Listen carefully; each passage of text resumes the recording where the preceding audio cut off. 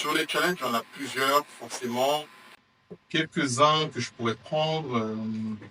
Euh, Premier challenge, je pense pour moi, ça a été d'accepter que je suis 100% français et 100% rwandais.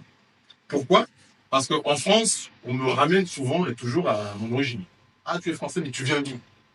Je viens de banlieue parisienne, mais où? Donc on voit où on veut aller. Et de la même façon, en Afrique, quand tu dis je suis rwandais, mais il y a quelque chose d'autre. Et finalement, je suis convaincu que je ne suis pas 50-50. En fait, je suis 100-100.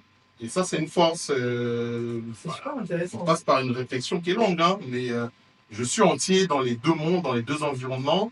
Et ça, comment est-ce que je le transforme en force? C'est quelque chose qui est assez intéressant. Donc, je pense que ça, c'est un premier élément. Bon, la deuxième difficulté, c'est aussi travailler avec des personnes qui ont une culture, une expérience, une exposition qui est différente de la nôtre.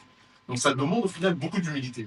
Et malheureusement, c'est pas une vérité générale, mais dans la diaspora, dans les environnements que j'ai pu avoir, on a des personnes qui arrivent avec des idées préconçues, avec une posture aussi de, pas dominant, je sais pas si c'est le bon terme, en tout cas de donneur de leçons, qui très souvent ne passe pas.